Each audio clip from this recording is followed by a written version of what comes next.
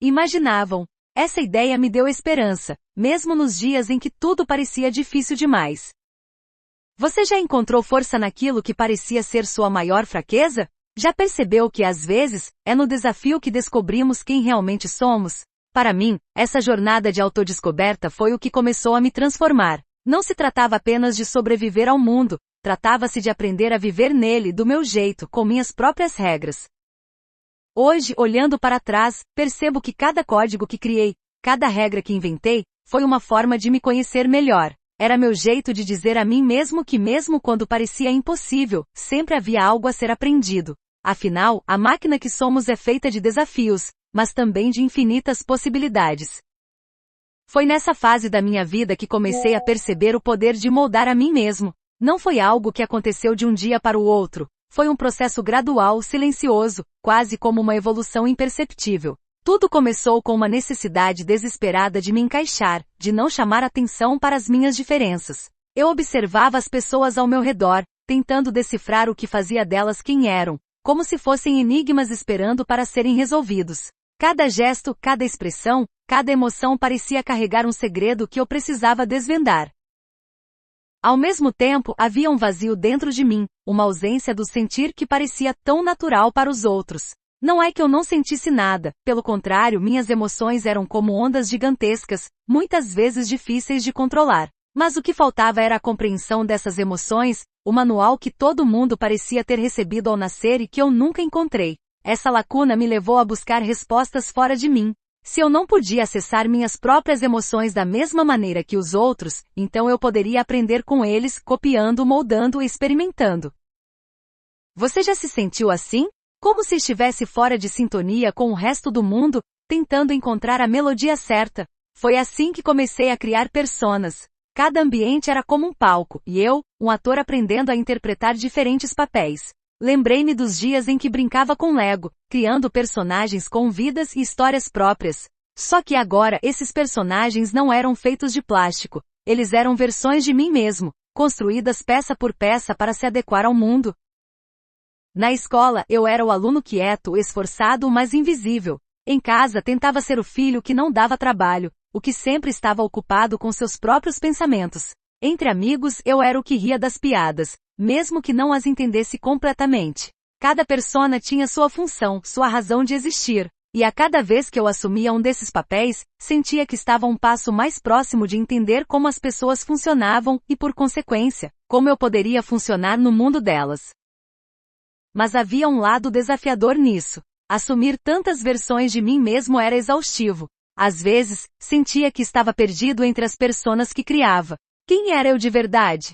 Havia algo de genuíno em mim? Ou eu era apenas um mosaico de fragmentos coletados das pessoas ao meu redor? Essa dúvida me assombrava, mas também me impulsionava. Eu queria acreditar que em algum lugar, entre todos esses personagens, havia uma essência que era só minha.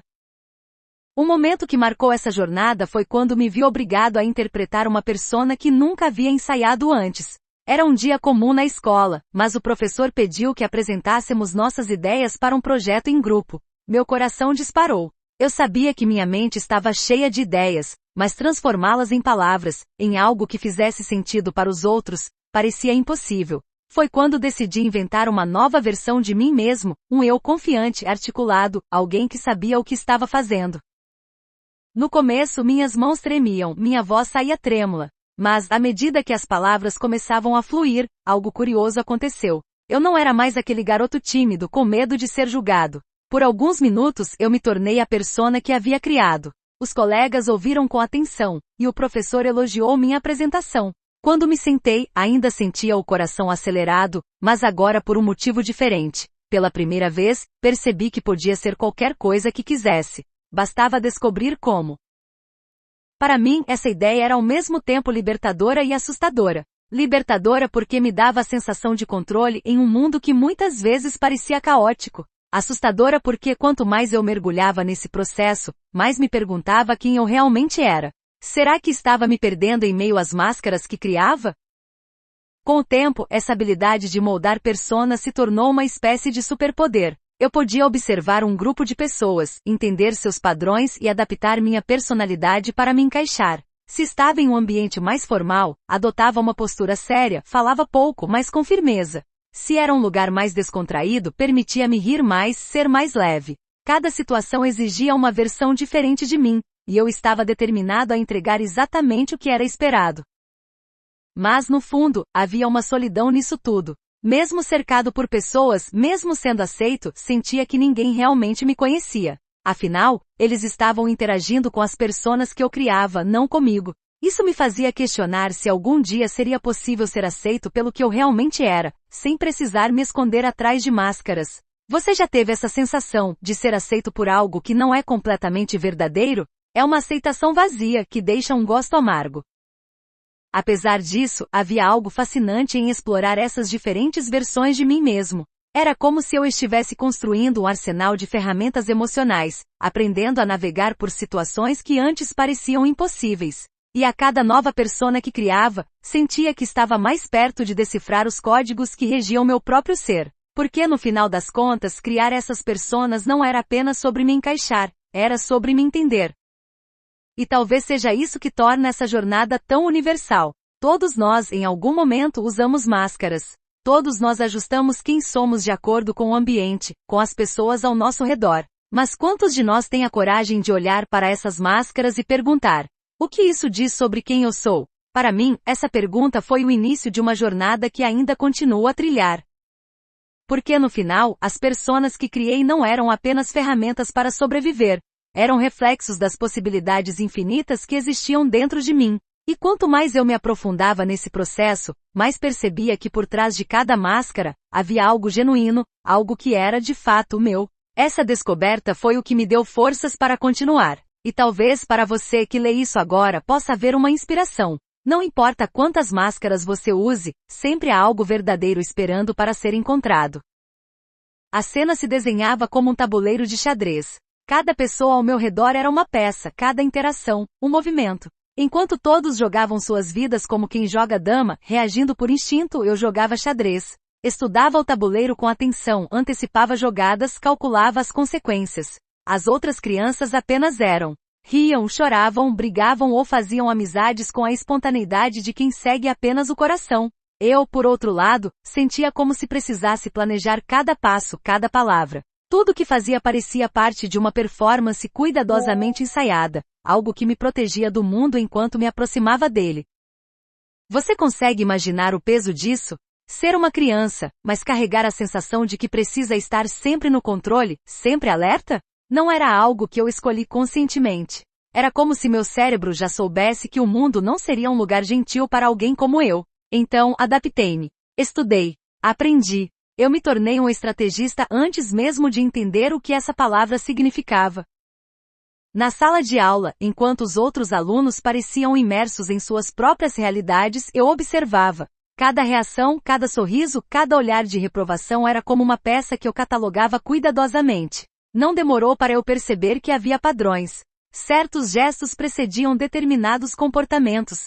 Uma inclinação da cabeça, um leve levantar de sobrancelhas, um suspiro prolongado, tudo isso revelava algo. Quando alguém cruzava os braços, era um sinal de que estava se fechando. Quando um colega ria de maneira exagerada, era uma forma de mascarar insegurança. Eu absorvia esses detalhes como uma esponja. Essa habilidade de observar e analisar foi minha proteção e minha arma. Comecei a perceber que enquanto as pessoas ao meu redor eram conduzidas por suas emoções, eu podia controlar as minhas, ou pelo menos disfarçá-las. Enquanto elas sentiam e reagiam, eu calculava. Por exemplo, se um colega parecia irritado, sabia que era melhor ser gentil, mas não submisso. Se alguém estava triste, uma palavra de apoio no momento certo podia criar uma conexão. Essas não eram decisões tomadas por instinto, mas por análise. Você já tentou enxergar o mundo assim? Como se cada interação fosse uma peça de um quebra-cabeça? Para mim, isso era natural. E ao mesmo tempo, solitário. Eu sabia que estava interpretando, mas também sabia que os outros não estavam. Eles eram autênticos, por mais confusos ou emocionais que fossem. Eu era diferente. Isso me dava uma vantagem, mas também me fazia sentir deslocado. Era como se eu estivesse assistindo a um filme enquanto os outros viviam a história. Lembro-me de uma vez no recreio, quando um grupo de colegas discutia sobre quem seria o capitão de um time de futebol. Eles argumentavam e debatiam, cada um tentando impor sua vontade. Enquanto isso eu ficava de fora, observando. Percebi que um deles, um menino mais quieto, tinha um desejo óbvio de liderar, mas não conseguia expressá-lo. Então aproximei-me e disse algo simples. Acho que você seria um ótimo capitão. Você entende o jogo melhor do que eles. Seu rosto iluminou-se e no momento seguinte ele estava argumentando com confiança. Foi a primeira vez que percebi que podia influenciar as pessoas sem que elas sequer percebessem. Esses momentos não eram manipulativos.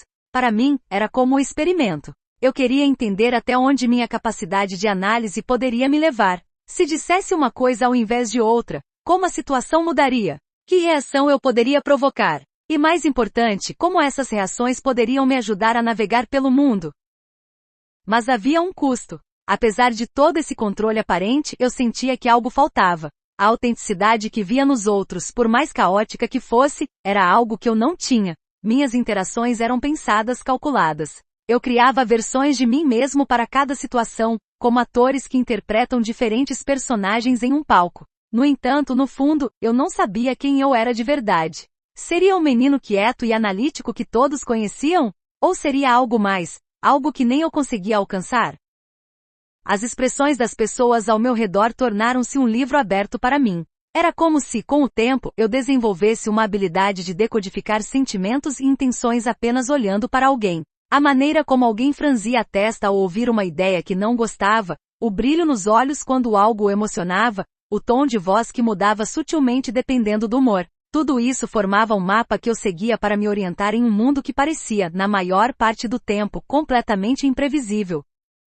Mas a verdadeira descoberta veio quando percebi que podia usar essas informações para moldar situações ao meu favor. Não era apenas sobre me adaptar, era sobre liderar, mesmo sem que os outros soubessem. Eu podia criar cenários, prever respostas, influenciar decisões. Enquanto outras crianças estavam preocupadas com suas brincadeiras, eu estava lá, movendo peças invisíveis, observando como os outros reagiam. E então comecei a me perguntar, isso é algo que todos podem fazer, mas simplesmente não percebem? Ou era algo exclusivo meu, fruto das horas intermináveis que passei analisando o mundo ao meu redor? Essa pergunta me acompanhou por muito tempo, mas não era algo que eu pudesse responder na época. Tudo o que sabia era que mesmo sendo uma criança, eu já tinha passado anos aprendendo com o que observava.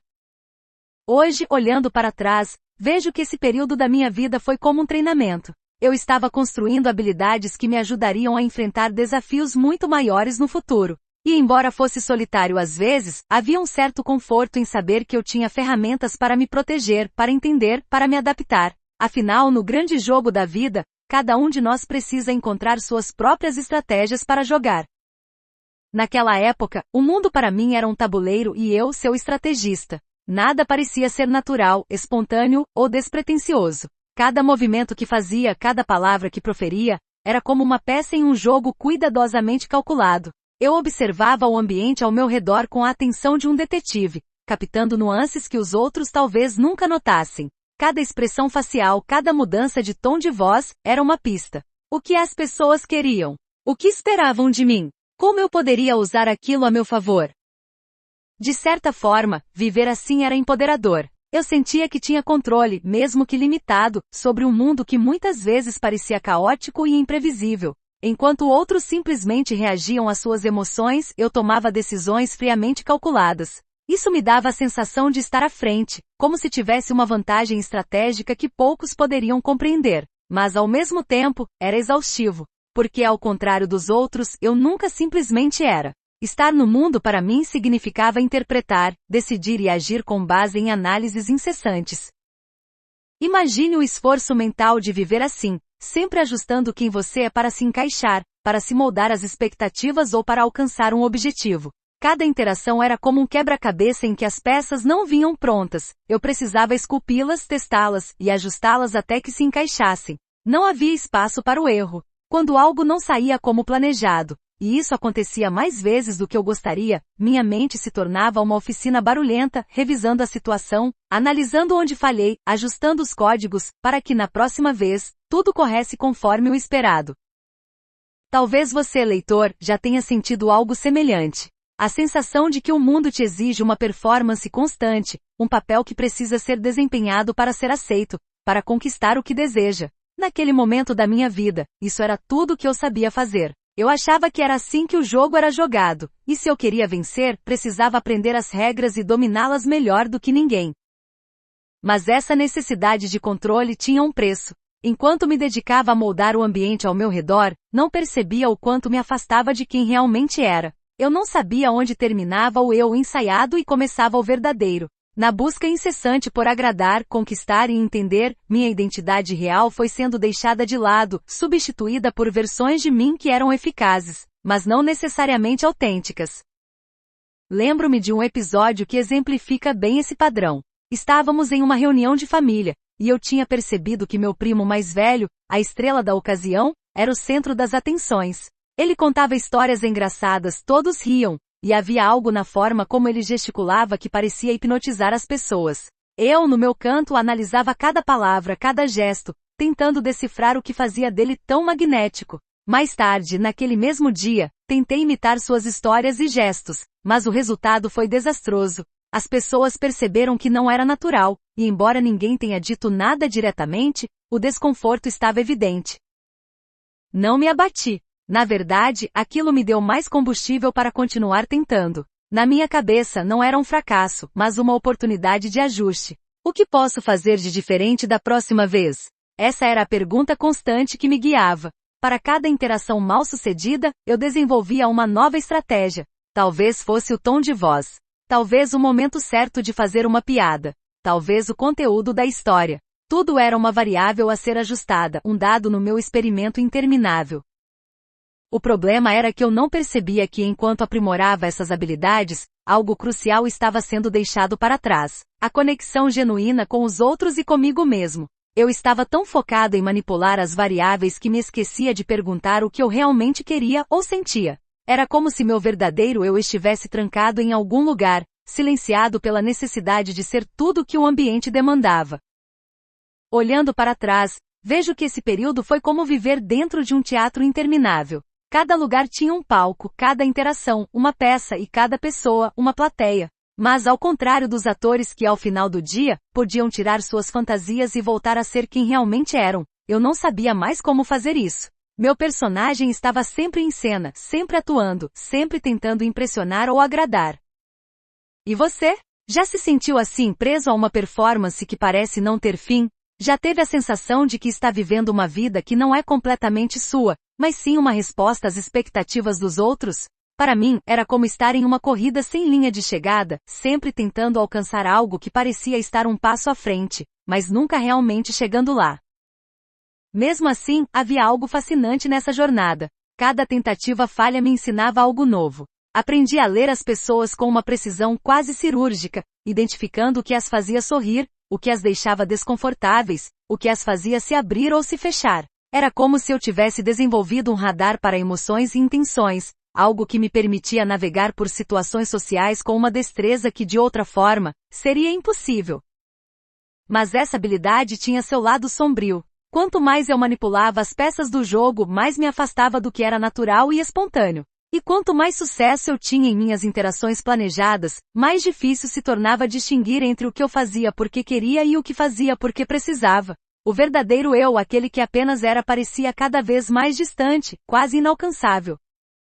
Hoje, refletindo sobre essa época, percebo quanto ela foi crucial para a construção de quem sou. Apesar das dificuldades, essas experiências me ensinaram a observar, a entender, e acima de tudo, a me adaptar. Mas também me mostraram os perigos de viver apenas para agradar ou manipular. Porque no final, o maior desafio não era controlar o mundo ao meu redor, mas encontrar um equilíbrio entre quem eu precisava ser para os outros e quem eu realmente era por dentro. E você? Onde termina o você que o mundo vê e começa o você que só você conhece? Talvez essa seja a pergunta mais importante que todos nós precisamos responder, mais cedo ou mais tarde.